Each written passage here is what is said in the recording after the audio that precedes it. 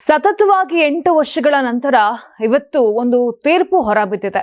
ಬಹುಭಾಷಾ ನಟಿ ಆಗಿರುವಂತ ಕನ್ನಡ ಸೇರಿ ಬಹಳಷ್ಟು ಭಾಷೆಗಳಲ್ಲಿ ನಟನೆಯನ್ನ ಮಾಡಿದಂತ ನಟಿಯ ಮೇಲೆ ಸಾಮೂಹಿಕ ಅತ್ಯಾಚಾರ ಎಸಗಲಾಗಿದೆ ಅನ್ನೋ ಏನೋ ಒಂದು ಆರೋಪ ಇತ್ತು. ಆ ಆರೋಪದಲ್ಲಿ ಮಲಯಾಳಂ ನಟರಾಗಿರುವಂತ ದಿಲೀಪ್ ಅವರನ್ನ ಇವತ್ತು ಖುಲಾಸೆಗೊಳಿಸಲಾಗಿದೆ ನ್ಯಾಯಾಲಯದಿಂದ.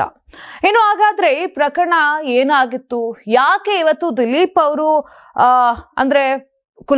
ದಿಲೀಪ್ ಅವರನ್ನ ಖುಲಾಸೆಗೊಳಿಸಲಾಗಿದೆ, ಅದಕ್ಕೆ ಪ್ರಮುಖ ಕಾರಣ ಆಗಿರುವಂತದ್ದು ಈ ಒಂದು ಪ್ರಕರಣದಲ್ಲಿ 261 ಸಾಕ್ಷಿಗಳಿದೆ. ಆ 261 ಸಾಕ್ಷಿಗಳಲ್ಲಿ 28 ಸಾಕ್ಷಿಗಳು ಇವತ್ತು ನ್ಯಾಯಾಲಯದಲ್ಲಿ ನುಡಿದಿರುವಂತ ಮಾತುಗಳು. ಅಂದ್ರೆ ನಮಗೂ ಇದಕ್ಕೂ ಏನೂ ಸಂಬಂಧ ಇಲ್ಲ, ನನಗೆ ಈ ಬಗ್ಗೆ ಏನು ಕೂಡ ಗೊತ್ತಿಲ್ಲ, ನಾನು ಇದನ್ನ ಹೇಳೇ ಇಲ್ಲ, ನಾನು ಹೇಳಿಲ್ಲ ಅಂತ ಹೇಳಿದ್ರು ಕೂಡ ಪೊಲೀಸರು ತಪ್ಪಾಗಿ ಈ ಹೇಳಿಕೆಗಳನ್ನ ದಾಖಲು ಮಾಡ್ಕೊಂಡಿದ್ದಾರೆ, ಇದಕ್ಕೂ ನನಗೂ ಸಂಬಂಧ ಇಲ್ಲ ಅಂತ ಆ 28 ಸಾಕ್ಷಿಗಳು ಅಂತ ಏನಿದ್ರು ಆ 28 ಸಾಕ್ಷಿಗಳು ನುಡಿದಿರೋದಕ್ಕೆ ಇವತ್ತು ದಿಲೀಪ್ ಅವರನ್ನ ಅಂದ್ರೆ ಮಲಯಾಳಂ ನಟರಾಗಿರುವಂತ ದಿಲೀಪ್ ಅವರನ್ನ ಖುಲಾಸೆಗೊಳಿಸಲಾಗಿದೆ. ಹಾಗಾದ್ರೆ ಇವತ್ತು ನ್ಯಾಯಾಲಯ ಏನ್ ತೀರ್ಪನ್ನ ಕೊಟ್ಟಿದೆ, ಎಲ್ಲರನ್ನೂ ಕೂಡ ಖುಲಾಸೆಗೊಳಿಸಿಲ್ಲ ಅಥವಾ ಈ ಒಂದು ಕೇಸ್ ಏನಿದೆ ಅವರ ಒಬ್ಬರನ್ನ ಬಿಟ್ಟು ಈ ಒಂದು ಪ್ರಕರಣದಲ್ಲಿ ಪ್ರಮುಖ ಆರೋಪಿಗಳಾಗಿದ್ದಂತ ಸುನಿ, ಪಲ್ಸರ್ ಸುನಿ ಆಗಿರ್ಬೋದು, Martin Antony, Manikandan B, Vijesh VP, Salim H ಅಕ, ವಡಿವಲ್ ಸಲೀಂ ಹಾಗೂ ಪ್ರದೀಪ್ ಅವರನ್ನ ದೋಷಿ ಅಂತ ನ್ಯಾಯಾಲಯ ಅಂತಿಮ ತೀರ್ಪನ್ನ ಕೊಟ್ಟಿದೆ. ಹಾಗಾದ್ರೆ ಈ ಪ್ರಕರಣ ಏನಾಗಿತ್ತು, ಇವತ್ತು 8 ವರ್ಷಗಳು ಬೇಕಾಯ್ತಾ ಈ ಪ್ರಕರಣಕ್ಕೆ ಇವತ್ತು ತೀರ್ಪನ್ನ ಕೊಡ್ಲಿಕ್ಕೆ. ಇನ್ನು ಇದನ್ನ ನೋಡ್ತಾ ಇದ್ರೆ ನಾನು ಆಗ್ಲೇ ಹೇಳ್ದೆ, ಆ 28 ಮಂದಿ ಏನಿದ್ದಾರೆ ಅವರು ನುಡಿದಂತ ಒಂದು ಸಾಕ್ಷಿಗಳು ಏನ್ ನುಡಿದ್ರು ಇದ್ರ ಮೇಲೆ ಕೂಡ ಇವತ್ತು ನ್ಯಾಯ ತೀರ್ಪನ್ನ ಕೊಟ್ಟಿರುವಂತದ್ದು.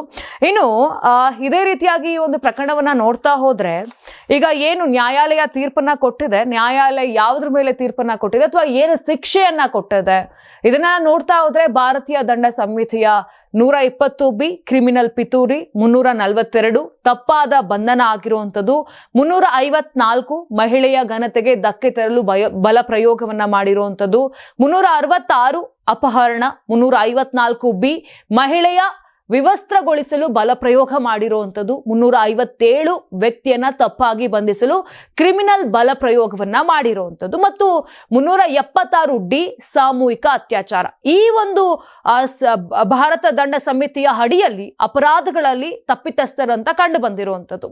ಇನ್ನು ಈ ಒಂದು ಕೇಸ್ ಹಿನ್ನೆಲೆಯನ್ನ ನಾನು ಹೇಳಲೇಬೇಕು ನಿಮಗೆ. 2017 ಫೆಬ್ರವರಿ 17ರಂದು ಮಲಯಾಳಂ ಮೂಲದ ಪ್ರಸಿದ್ಧ ಬಹುಭಾಷಾ ನಟಿಯೊಬ್ಬರನ್ನ, ನಮ್ಮ ಕನ್ನಡದಲ್ಲೂ ಕೂಡ ನಟನೆಯನ್ನ ಮಾಡಿದ್ದಾರೆ, ಆ ನಟಿಯನ್ನ ಅಪಹರಿಸ್ತಾರೆ. ನಂತರ ಕಾರಿನೊಳಗೆ ಲೈಂಗಿಕ ಕಿರುಕುಳವನ್ನ ಕೊಡ್ತಾರೆ. ಅದಾದ ನಂತರ ಅವರಿಗೆ ಸಾಮೂಹಿಕ ಅತ್ಯಾಚಾರವನ್ನ ಕೂಡ ಮಾಡ್ತಾರೆ.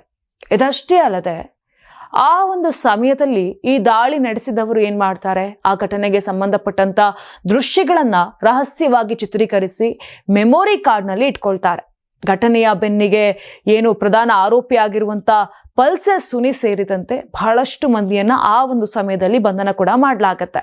ಇನ್ನು ಅದೇ ವರ್ಷ ಜುಲೈನಲ್ಲಿ ಜೈಲಲ್ಲಿ ಈ ಸುನಿಲ್ ಇರ್ತಾನೆ, ಆ ಸುನಿಲ್ ಒಂದು ಪತ್ರವನ್ನ ಬರೆದಿರ್ತಾನೆ. ಆ ಪತ್ರದಲ್ಲಿ ಬರೆದಿದ್ದಂತ ಒಂದು ಪತ್ರ ಏನಿತ್ತು, ಆ ಪತ್ರದಲ್ಲಿ ಮಲಯಾಳಂ ನಟ ದಿಲೀಪ್ ಅವರ ಹೆಸರನ್ನ ಕೂಡ ಉಲ್ಲೇಖವನ್ನ ಮಾಡಲಾಗಿರುತ್ತೆ. ಅದಾದ ನಂತರ ಆ ಮಾಹಿತಿ ಏನಿರುತ್ತೆ, ಆ ಮಾಹಿತಿಯನ್ನ ಆಧರಿಸಿ ದಿಲೀಪ್ರನ್ನ ಪೊಲೀಸರು ಬಂಧಿಸ್ತಾರೆ. ಅದಾದ ನಂತರ ಲೈಂಗಿಕ ದಾಳಿ ಸಂಚು ರೂಪಿಸಿದಂತ ಆರೋಪದ ಮೇಲೆ ಅವರನ್ನ ಬಂಧನ ಮಾಡಿ ಅದಾದ ನಂತರ ಅವರು 83 ದಿನ ಜೈಲಿನಲ್ಲಿ ಕಳೀತಾರೆ. ಅದಾದ ನಂತರ ಅಕ್ಟೋಬರ್ 2017ರಲ್ಲಿ ಜಾಮೀನಿನ ಮೇಲೆ ಹೊರಗಡೆ ಕೂಡ ಬಿಡುಗಡೆ ಆಗ್ತಾರೆ. ಇನ್ನು ಇದಷ್ಟೇ ಅಲ್ಲ, ಇಲ್ಲಿ ಸುನಿಲ್ ಹೆಸರನ್ನ ಉಲ್ಲೇಖವನ್ನ ಮಾಡಿದ, ಅದಾದ ನಂತರ ನಟಿ ಕೂಡ ಆರೋಪ ಮಾಡಿರ್ತಾರೆ. FIR ಅಲ್ಲಿ ದಾಖಲಾಗಿರುವಂಥದ್ದು ದಿಲೀಪ್ ಅವ್ರಿಗೆ ನನ್ನ ಮೇಲೆ ಹಗ್ಗೆ ಇತ್ತು, ಆ ಕಾರಣಕ್ಕೆ ಅವರೇ ಮಾಡಿಸಿರೋದು ಅನ್ನೋ ಒಂದು ಮಾತನ್ನ ಕೂಡ ಆರೋಪವನ್ನ ಕೂಡ ನಟಿ ಮಾಡಿರ್ತಾರೆ. ಇನ್ನು 2018 ಮಾರ್ಚ್ 8ರಂದು ಎರ್ನಾಕುಲಂ ಸೆಷನ್ ನ್ಯಾಯಾಲಯ ಏನಿದೆ, ಈ ಎರ್ನಾಕುಲಂ ಸೆಷನ್ ನ್ಯಾಯಾಲಯನೇ ಇವತ್ತು ತೀರ್ಪನ್ನ ಕೊಟ್ಟಿರುವಂಥದ್ದು. ಇನ್ನೊಂದು ವಿಚಾರ ಅಂತ ಹೇಳಿದ್ರೆ, ಇವತ್ತು ತೀರ್ಪನ್ನ ಏನು ಬಂದಿದೆ ನ್ಯಾಯಾಲಯದಲ್ಲಿ, ನ್ಯಾಯಾಧೀಶಿಯಾಗಿರುವಂತ ಹನಿ ಎಂ ವರ್ಗೀಸ್ ಅವರು ತೀರ್ಪನ್ನ ಕೊಟ್ಟಿದ್ದಾರೆ. ಇನ್ನು 2018 ಮಾರ್ಚ್ 8ರಂದು ಬಹುಚರ್ಚಿತ ಪ್ರಕರಣದ ಮುಖ್ಯ ವಿಚಾರಣೆ ಕೂಡ ಆರಂಭ ಆಗಿರುತ್ತೆ. ಮುಂದಿನ ಕೆಲ ವರ್ಷಗಳಲ್ಲಿ 100 ಸಾಕ್ಷಿಗಳು ಮತ್ತು ಅನೇಕ ದಾಖಲೆಗಳನ್ನ ನ್ಯಾಯಾಲಯ ಪರಿಶೀಲನೆ ಮಾಡಿದ್ರೂ ಕೂಡ ವಿಚಾರಣೆ ನಿಧಾನಗತಿಯಲ್ಲಿ ಹೋಗ್ತಾ ಇರುತ್ತೆ. ಇನ್ನು ಈಗ ಏನು ವಿಚಾರಣೆ ನಡೀತಾ ಇರುತ್ತೆ ಅದೇ ಅವಧಿಯಲ್ಲಿ ಪ್ರಮುಖ ಸಾಕ್ಷಿ ಆಗಿದ್ದಂತ ಮೆಮೊರಿ ಕಾರ್ಡ್ ಏನಿರುತ್ತೆ ಆ ಮೆಮೊರಿ ಕಾರ್ಡ್ನ ನ್ಯಾಯಾಲಯದ ಕಸ್ಟಡಿಯಲ್ಲಿ ಇರುತ್ತೆ. ಆದ್ರೆ ಅಲ್ಲಿ ನ್ಯಾಯಾಲಯದ ಕಸ್ಟಡಿಯಲ್ಲಿ ಮೆಮೊರಿ ಕಾರ್ಡ್ ಇದ್ರೂ ಕೂಡ 2018ರಲ್ಲಿ ಮತ್ತು 2021ರಲ್ಲಿ 2 ಬಾರಿ ಆ ಮೆಮೊರಿ ಕಾರ್ಡ್ ಸೋರಿಕೆ ಆಗತ್ತೆ. ಬಹಳಷ್ಟು ಕಡೆ ಆ ವಿಡಿಯೋಗಳೆಲ್ಲ ಕೂಡ ಹೋಗುತ್ತೆ. ಇದಾದ ನಂತರ ಬಹಳಷ್ಟು ಪ್ರಶ್ನೆಗಳು ಬರುತ್ತೆ. ನ್ಯಾಯಾಲಯದ ಕಸ್ಟಡಿಯಲ್ಲಿ ಮೆಮೊರಿ ಕಾರ್ಡ್ ಇದ್ರೂ ಕೂಡ ಹೇಗೆ ಸೋರಿಕೆ ಆಯ್ತು ಅಂತ. ಆ ಮೆಮೊರಿ ಕಾರ್ಡ್ ಏನಿರುತ್ತೆ ಅದು ಆಶ್ ಮೌಲ್ಯ ಬದಲಾಗಿರೋದು ಅದರ ಮಾಹಿತಿ ಸೋರಿಕೆ ಆಗಿರೋದ್ರಿಂದ ದೃಢಪಡಿಸುತ್ತೆ. ಇನ್ನು ಈ ಪ್ರಕರಣಕ್ಕೆ ಆ ಒಂದು ಸೋರಿಕೆ ಆದ ನಂತರ ಒಂದು ಗಂಭೀರ ತಿರುವನ್ನ ಕೂಡ ಈ ಪ್ರಕರಣ ಪಡ್ಕೊಳ್ಳುತ್ತೆ. ಅಲ್ಲದೆ ಏನು 261 ಸಾಕ್ಷಿಗಳಲ್ಲಿ ನಾನು ಆಗ್ಲೇ ಹೇಳ್ದಾಗೆ ಇವತ್ತು 28 ಮಂದಿ ಸಾಕ್ಷಿ ನುಡಿಯಲು ಹಿಂದೇಟವನ್ನ ಹಾಕ್ತಾರೆ. ಅದಾದ ನಂತರ ಈ ವಿಚಾರಣೆ ಏನಿತ್ತು ಆಗ ಸ್ವಲ್ಪ ಗಂಭೀರತೆಯನ್ನ ಕಳ್ಕೊಳ್ತಾ ಹೋಗುತ್ತೆ. ಇದು ಈ ಎಲ್ಲದರ ನಡುವೆ 2022ರಲ್ಲಿ ಆ ಮೆಮೊರಿ ಕಾರ್ಡ್ ಏನಿತ್ತು ಆ ವಿಡಿಯೋ ಸೋರಿಕೆ ಮತ್ತಿತರ ವಿಚಾರಗಳ ಬಗ್ಗೆ ಏನು ಈ ಒಂದು ಅತ್ಯಾಚಾರಕ್ಕೆ ಒಳಗಾಗಿದ್ದಂತ ನಟಿ ಏನಿದ್ರು ಆ ನಟಿ ಅಂದ್ರೆ ಅವ್ರಿಗೊಂದು ಆತಂಕ ಉಂಟಾಗುತ್ತೆ. ಅದಾದ ನಂತರ ಹೈಕೋರ್ಟ್ ಮೊರೆ ಹೋಗ್ತಾರೆ. ಹೈಕೋರ್ಟ್ ಅಲ್ಲಿ ಮನವಿಯನ್ನ ಕೂಡ ಮಾಡ್ತಾರೆ, ನಮ್ಗೆ SIT ರಚನೆ ಮಾಡುವಂತೆ ಕೋರ್ಕೊಂತಾರೆ. ಅದಾದ ನಂತರ ಏನಾಗುತ್ತೆ ಈ ಮೆಮೊರಿ ಕಾರ್ಡ್ ನ್ಯಾಯಾಲಯದ ಕಸ್ಟಡಿಯಲ್ಲಿ ಇದ್ರೂ ಕೂಡ ಸೋರಿಕೆ ಆಗಿದೆ ಅಂತ ಹೇಳಿದ್ರೆ ಇದನ್ನ ಹೈಕೋರ್ಟ್ ಬಹಳಷ್ಟು ಗಂಭೀರವಾಗಿ ಪರಿಗಣಿಸುತ್ತೆ. ಮತ್ತು ಇದು ಏನು ನಟಿ ಇದ್ರು ಆ ನಟಿಯ ಗೌಪ್ಯತೆ ಆಗಿರ್ಬೋದು ಅಥವಾ ಮೂಲಭೂತ ಹಕ್ಕುಗಳಾಗಿರ್ಬೋದು ಇದಕ್ಕೆ ನೇರ ಧಕ್ಕೆ ಆಗತ್ತೆ ಅಂತಾನು ಕೂಡ ಹೇಳುತ್ತೆ. ಸೊ ಇದೇ ರೀತಿಯಾಗಿ 2017ರಿಂದ ಪ್ರಾರಂಭವಾದಂತ ಈ ವಿಚಾರಣೆ 2025ವರೆಗೂ ಬರುತ್ತೆ. 2025 ಆಗಸ್ಟ್ ನಲ್ಲಿ ಮತ್ತೆ ವಿಚಾರಣೆ ಪ್ರಾರಂಭ ಆಗತ್ತೆ. ಆದ್ರೆ 2025 ಆಗಸ್ಟ್ ನಲ್ಲಿ ವಿಚಾರಣೆ 8 ವರ್ಷ ಕಳೀತಾ ಇದ್ರು ಕೂಡ ಯಾಕೆ ಅಂತಿಮ ಹಂತವನ್ನ ತಲುಪ್ತಾ ಇಲ್ಲ ಅನ್ನೋ ಒಂದು ಕಾರಣಕ್ಕೆ ಸೆಷನ್ ನ್ಯಾಯಾಲಯದಿಂದ ಕೇರಳ ಹೈಕೋರ್ಟ್ ಏನಿರುತ್ತೆ ಅದು ವರದಿಯನ್ನ ಕೇಳುತ್ತೆ.